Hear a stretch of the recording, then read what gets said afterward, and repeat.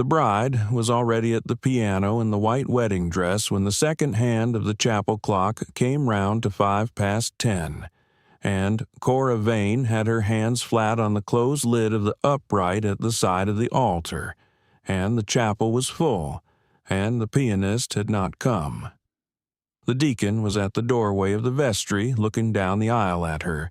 "Mrs. Vane," he said. "I know it," she said. "Mr. Beckhart has not come. I know that, too." She did not let her hands fidget on the lid of the piano. She had trained that out of herself a long time ago when she had understood that stillness reads as competence whether or not you feel it. The chapel was a small, white-painted clapboard chapel at the crossroads, and every pew was full.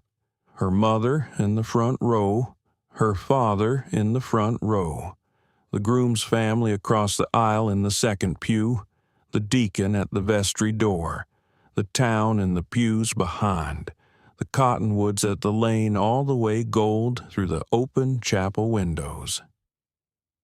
The hot, bright September Saturday morning sun raking sideways across the worn pine floor of the chapel, and the closed lid of the upright at the side of the altar.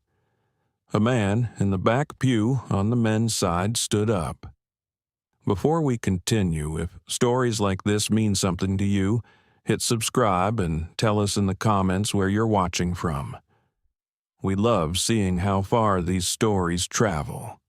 He walked up the aisle. Cora Vane did not turn from the piano. She heard the boots on the worn pine floor at the same unhurried walking pace as a man who had decided a thing on the way up from the back pew and was not going to slow at the front.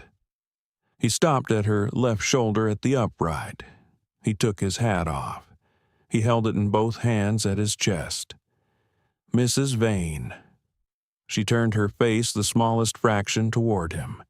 He was 33, broad in the shoulder, lean across the chest, a clean, dark Sunday coat over a clean-pressed white shirt, dark trousers, polished brown leather boots, a clean brown felt hat held now off his head in both hands at his chest. He had a steady gray eye and a sun-darkened, weathered face and the small, careful manner of a man who had decided, in the time it had taken him to walk the length of the aisle, exactly what he was going to say. "I can turn the pages," he said. She looked at her hands on the closed lid of the piano. She looked at the open window of the chapel where the cottonwoods at the lane shifted gold in the warm September air. She looked at the groom's family in the second pew who had not yet moved. She looked at her own mother in the front row. She looked at the deacon at the vestry door who was waiting on her. She lifted the lid of the upright. She set it back on its hinge. She looked at the man at her left shoulder. "The Mendelssohn," she said. "The Mendelssohn is the processional. The hymn is page 42. The recessional I will choose at the end." He set the hat on top of the upright. He sat down on the small worn wooden chair set beside the piano bench, which was the pianist's chair, which had been empty for 40 minutes. He folded his hands in his lap. He did not look at her face. He looked at the music on the rack. "Page 1 of the Mendelssohn," he said. "It is. I will turn at the bar before the repeat." "You will. What is your name?" She did not let her face do anything. "It is at the back of the chapel on the announcement," she said. "It has been at the back of the chapel for 3 weeks. You did not come up the aisle today without knowing whose wedding you were turning the pages at." He did not answer that. She looked at him a moment longer. She set her hands on the keys of the upright. She played the first bar of the Mendelssohn. The chapel went still around her, in the way a small chapel goes still when a bride starts playing her own processional at the upright at the side of her own altar in her own white wedding dress. The deacon, who had been about to walk down the aisle to her, did not walk. He stayed at the vestry door. The town in the pews did not turn its heads. The cottonwoods at the lane shifted gold in the open window. The morning sun raked sideways across the worn pine floor. The man at her left shoulder turned the page at the bar before the repeat. In the precise, unhurried way a man turns a page who has played the piano himself in some other chapel in some other county in some other year, and who knows where the bar before the repeat is without having to count. Cora Vane registered the precision of the turn. She did not let her face do anything. She played the Mendelssohn through to the end. She held the last chord one beat longer than the score called for. She lifted her hands from the keys. She set them in her lap. The deacon walked down the aisle. He took his place at the altar. The groom did not appear in the vestry doorway behind him. The chapel waited. The deacon looked at Cora Vane at the piano. "Mrs. Vane, I know it," she said. "Mr. Hollister has not come. I know that, too." The man at her left shoulder did not move from the pianist's chair. The chapel waited. The clock at the back of the chapel was the only thing that did not wait. It ticked through 10 past 10. It ticked through 10:15. It ticked through 20 past. The town in the pews began the small, careful breathing of a town that had been at a wedding for half an hour without a groom and was not yet sure what kind of social occasion it was at instead. At 23 past, a small, fair-haired boy of about 11 came in the back door of the chapel at a flat-out run. He had a folded paper in his hand. He came up the aisle. He gave the folded paper to the deacon. The deacon read it once. He did not move for one breath. He folded the paper. He looked at Cora Vane at the piano. "Mrs. Vane, I know it," she said. "Mr. Hollister has sent word. I know that, too." The deacon held the folded paper between his lined hands. He looked at her with the lined kindness of a man who had been the deacon at the chapel for 19 years and who had handed a great many folded papers to women in white dresses at 10:05 on a Saturday morning, and who had not yet learned a way to make the handing kinder. He came down from the altar. He came to the piano. He held the paper out. Cora Vane did not take the paper. She looked at her hands on her lap. She looked at the man at her left shoulder who had not moved from the pianist's chair and who had not lifted his eyes from the music on the rack. "The hymn is page 42, she said. The man at her left shoulder lifted his hand and turned the page on the rack to 42 without speaking. The deacon held the paper a moment longer. Then he set the paper on top of the upright beside the brown felt hat. He went back to the altar. He stood at the altar with his hands folded in front of him and his face composed and entirely warm in the way of a man who has decided to take his cue from the woman at the piano. Cora Vane played the hymn. The town in the pews behind her did not sing the first verse. By the second verse, 2 women in the back of the women's side were singing. By the third verse, the whole chapel was singing the hymn. By the last verse, the cottonwoods at the lane through the open window were shifting gold, and the sun was warm on the worn pine floor, and the worn, folded paper from Mr. Hollister was still on top of the upright, beside the brown felt hat of a man whose name she did not yet know. The hymn ended. Cora Vane lifted her hands from the keys. She looked at the deacon at the altar. She looked at the worn, folded paper on top of the upright. She looked at the man at her left shoulder, who was still looking at the music on the rack. She did not pick up the folded paper. She picked up the brown felt hat. She handed it to him. "The recessional," she said. "What recessional?" he said. "The Bach, 2-part invention in F. The book is on the shelf under the bench. You will find page 1 in the second book from the right." He set the hat back on the upright. He bent at the knee at the bench. He came up with the book. He set it on the rack open to page 1 of the 2-part invention in F. He sat back down in the pianist's chair beside her. "You will play it slow," he said. "Two-part invention is not the usual recessional. It will be a strange piece for the town to walk out on." "I know it will," she said. "I will play it the way it suits me to play it. You will turn the pages." "That suits," he said. She played the Bach. She played it slow. She did not let her hands fidget through any of it.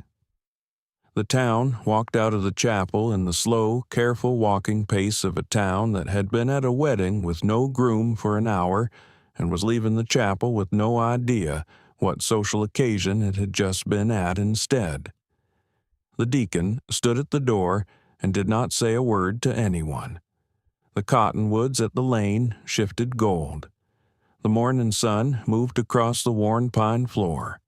When the last person was out, Cora Vane lifted her hands from the keys.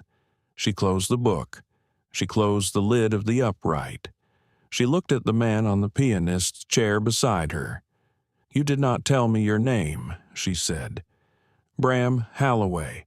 I have a section 8 miles south on the lower fork. Mr. Halloway. Mrs. Vane." She looked at the worn folded paper on top of the upright. "I am not yet Mrs. Vane," she said. "Mrs. Vane is the name on the announcement. Mrs. Vane is the name the deacon has been calling me at the piano, because the deacon has been calling me Mrs. Vane at the piano since the announcement went up 3 weeks ago. I am not Mrs. Vane. I have not been Mrs. Vane for 48 minutes. I will be Miss Renner when I leave this chapel." "Miss Renner." "Yes." He took his hat off the upright. He held it in both hands at his chest again. He did not put it on. "I'm sorry," he said. "For what? For the turning of the page at the bar before the repeat? For the hymn? For the Bach? For sitting in the pianist's chair when the chapel was waiting for a groom? I am sorry that the only company you had at the piano this morning was a man you had not yet been introduced to." She looked at him. She did not let her face do anything. "Mr. Halloway, yes, the turning of the page at the bar before the repeat was the kindest thing a man has done at a piano with me in 5 years. The hymn was the kindest thing a town has done at me in 3 weeks. The Bach was mine. The sitting in the pianist's chair when the chapel was waiting for a groom was not yours to apologize for. It was Mr. Hollister's. I will not have you apologize for what was his." He nodded once. "What does the paper say?" he said. "I have not read it." "You will read it. In a quarter hour." He nodded once again. He set the hat back on the upright. He sat back down on the pianist's chair. He did not look at the music on the rack. He looked at his hands in his lap. "You came up the aisle at 10:05 in plain sight of the whole chapel," she said. "I did. You did not know my name. I did not. You did not know whether the pianist was coming. I did not. You stood up in the back pew at the moment the deacon said Mr. Beckhart had not come. I did." She looked at her hands on her lap. "I have been a piano teacher in this town for 4 years. I've had 31 students. Mr. Beckhart was one of them. Mr. Hollister was not. Mr. Hollister did not know I taught piano until the second week of the courting, when he came to the kitchen of my mother's house and heard me playing the Bach 2-part invention in F at the upright in the parlor, and asked me what I was playing, and I told him, and he asked me if it was a difficult piece, and I told him it was not. He did not ask to hear me play again in the 11 weeks of the courting. I do not know whether he knew I would be at the piano this morning playing my own processional. I do not know whether he knew there was a piano in this chapel. I do not know whether he had ever turned a page at any piano with any woman in his life. The fact that the page on the rack of the upright at this chapel was turned this morning at the bar before the repeat by a man I had not been introduced to, and not by Mr. Hollister, is a fact I will think about for the rest of my life." She stopped. She looked at the worn, folded paper on top of the upright. "I will read the paper now," she said. She picked it up. She unfolded it. She read it. She refolded it. She set it on the worn wooden bench beside her. "He says he is sorry," she said. "He does. He says he has had a thought about the matter on the morning of the wedding that he did not have the courage to bring to the chapel in person, and that the thought is the kind of thought a man does not bring to a chapel, and that he wishes me well." She did not let her face do anything. Bram Halloway looked at her. He did not let his face do anything either. "Miss Renner?" "Yes." "The Lower Fork is 8 miles south. The road from the crossroads to the Lower Fork goes past the 2nd mile, a hayfield that has been mine for 3 years, and which I am not yet finished mowing. The mowing is the work I had been doing yesterday at 4, when I came back to the section and washed my face and put on the clean coat and rode into the chapel this morning at 9:45. I had been at the wedding because the 3rd mile of the road past my hayfield is your father's section, and your father has been my neighbor for 3 years, and your father had told me at the post office on the Tuesday that his daughter was being married at the chapel at the crossroads on the Saturday at 10, and that he would be glad to see me at the chapel if I had a clean coat. I am at the chapel because of the clean coat and the post office on the Tuesday. I came up the aisle at 10:05 because the deacon said Mr. Beckhart had not come. I am not the kind of man who comes up an aisle at 10:05 at a wedding I have only been invited to in passing at a post office. I have not done a thing like it in my life. I would not do it again at any other chapel for any other woman. I came up the aisle today because the chapel was full and the piano was at the side of the altar, and the woman in the white dress had her hands on the closed lid of the upright, and the deacon was about to walk down the aisle to her, and there was no one in the pews on the men's side who had any idea what to do about any of it. He stopped. That is the why of it. She looked at him. "The clean coat is the work coat of a hayfield," she said. "It is. You washed your face yesterday at 4? I did. You knew the road past my father's section because you had been at the post office on the Tuesday." I had. She looked at her hands. "Mr. Halloway?" "Yes. I'm going to walk out of this chapel in the white dress in a quarter hour with the worn, folded paper from Mr. Hollister in my hand. I'm going to walk down the lane to my mother's house with the deacon's wife on my left and my mother on my right. I am going to take the white dress off in the back room of my mother's house at 11:30. I am going to fold the white dress on the worn pine chest at the foot of the bed I have slept in for 26 years. I'm going to put on my faded, pale blue work dress. I'm going to come back out to the parlor of my mother's house at noon. I'm going to sit at the upright in the parlor where I have taught piano for 4 years. I am going to teach my Saturday afternoon student, who is the 7-year-old daughter of the postmistress, who will come at 1. I am going to teach her the way I have taught her every Saturday afternoon for 14 months. I am going to do this in plain sight of the town, because if I do it in plain sight of the town will have decided by the end of the Saturday afternoon what kind of woman walked out of a chapel in a white dress at 11:15. I am asking you, Mr. Halloway, because I will ask the question only once, whether you would come to the parlor of my mother's house at 2 on the Saturday afternoon, and sit at the chair beside the upright and turn the pages of the 7-year-old's lesson book the same way you turn the pages of the Mendelssohn at the bar before the repeat. I'm not asking past that. I'm not asking you to come back on the Sunday. I'm asking you to be at the chair beside the upright at 2 on the Saturday afternoon, and turn the pages of a 7-year-old's lesson book and to let the postmistress, who will be in the parlor with her daughter, see that the man who turned the pages at the chapel at 10 is the man who is turning the pages at the upright at 2. That is what I am asking." She did not let her hands fidget. Bram Halloway picked his hat off the upright. "That suits," he said. He came. He came at 2. He sat in the worn wooden chair beside the upright. He turned the pages of the 7-year-old's lesson book for the hour of the lesson.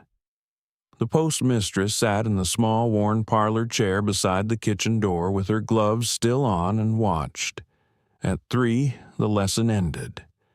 The postmistress took her daughter home. By 4, the town knew. By Sunday morning, the town had decided what kind of woman had walked out of the chapel in the white dress at 11:15, and the kind of woman she was the kind of woman the postmistress had seen at the upright at 2, with the man who had turned the pages at the chapel at 10 beside her. He came back the following Saturday at 2. The 7-year-old came with her mother. The lesson went on for the hour. He turned the pages. The postmistress watched. He came back the Saturday after. The slow geographical shift was in the chair.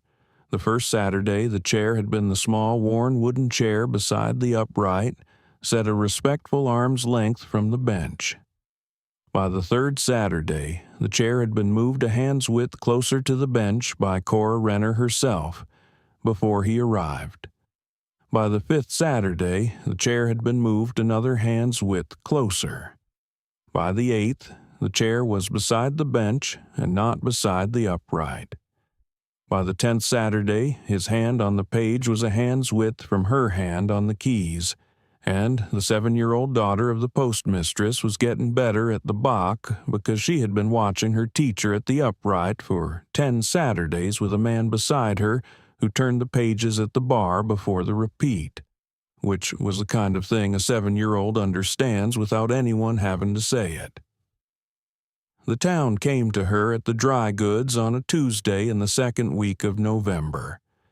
The dry goods at the crossroads was kept by Mrs. Effie Stain, who was 60 and the widow of a freight clerk and had been waiting 6 weeks for Cora Renner to come into the dry goods alone. Cora came in on the Tuesday to buy 2 yards of pale blue ribbon and a tin of lamp oil. Mrs. Stain was at the counter. "Miss Renner. Mrs. Stain. I have been hearing. I'm sure you have." Mrs. Stain set both hands flat on the counter. "I have heard from the postmistress that Mr. Halloway has come to the parlor of your mother's house at 2 on the Saturday afternoon for 10 Saturdays running. He has. I have heard he turns the pages of the lesson book. He does. I have heard the chair has moved. It has." Mrs. Stain looked at her. "Miss Renner." "Yes. I was at the chapel on the Saturday morning in September. I know it. I have been waiting to ask you what I would like to ask you. I have not asked because I was not yet sure what kind of woman I was asking. I have decided what kind of woman I am asking. I am asking what the kind of woman that walked out of the chapel in the white dress at 11:15 is going to do about the man who has been turning the pages at the upright at 2 for 10 Saturdays." Cora Renner looked at her. She did not let her hands fidget. "Mrs. Stain. Yes, the kind of woman who walked out of the chapel in the white dress at 11:15 is going to ask him at the upright on the 11th Saturday at 2 whether he would come to the parlor of her mother's house at 6 on the Sunday morning and sit at the small worn parlor chair beside the kitchen door and have a cup of coffee with her mother before the rest of the town arrives at 6:30 for the Sunday morning service, walking past the parlor window on the way to the chapel. You will ask him at 2. I will ask him at 2. That is the way to do it," said Mrs. Stain. She sold Cora the ribbon and the lamp oil. She did not look at her when she rang it up. At the door she said one thing in a voice she did not raise. "Miss Renner." "Yes, Mrs. Stain." I was at the back of the chapel on the Saturday morning. I saw the man stand up. I have not, in 19 years at the back of that chapel, seen a man stand up the way that man stood up. I have not seen a man come up the aisle the way he came up the aisle. I had wondered if the rest of the town had seen it. I had been thinking I was the only one. I have decided since the third Saturday that I was not the only one.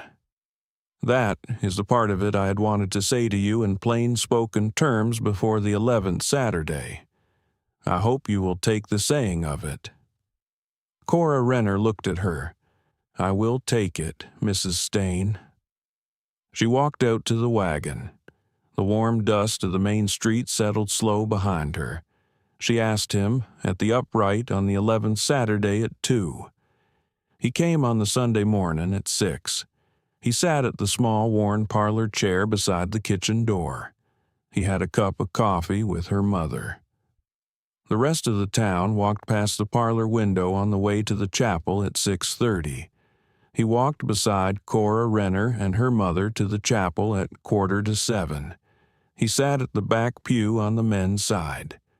The deacon at the altar at 7, who was the same deacon who had walked down the aisle at 10:05 in September, looked at Bram Halloway in the back pew once, and held his look one beat longer than necessary, and the corner of his mouth moved.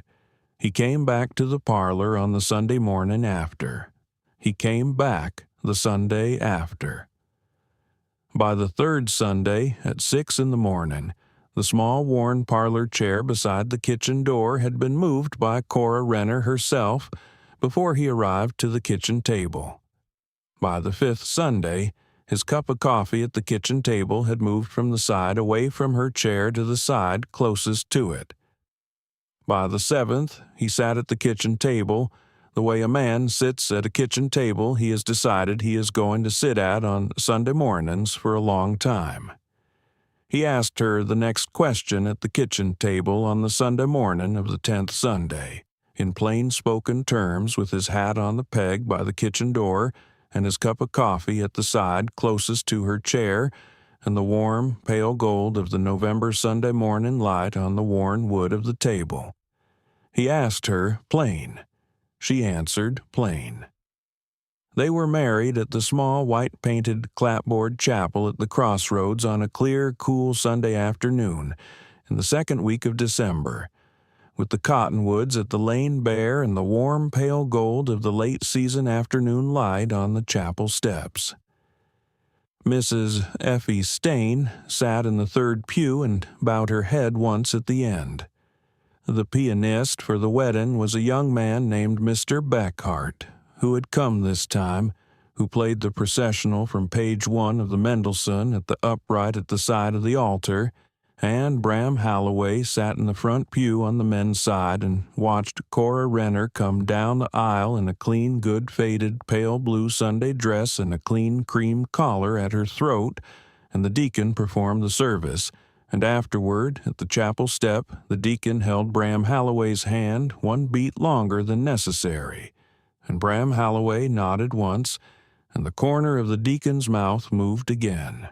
The folded paper from Mr. Hollister stayed in the worn pine chest at the foot of Cora's bed in her mother's house for the rest of her life, beside the folded white wedding dress she had worn for 48 minutes in September, in the way of papers and dresses that have been worn for a short time and remembered for longer. And the way she remembered the morning was not the way the town remembered it, because by the 2nd September the town had remembered something else about the September Saturday morning, which was the bar before the repeat, and the chair beside the bench, and the man who had turned the pages.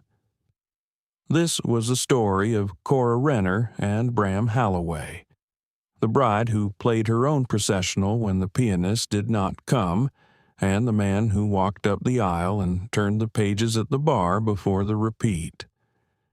Tell me in the comments if you enjoyed this one. We are always glad you came to listen.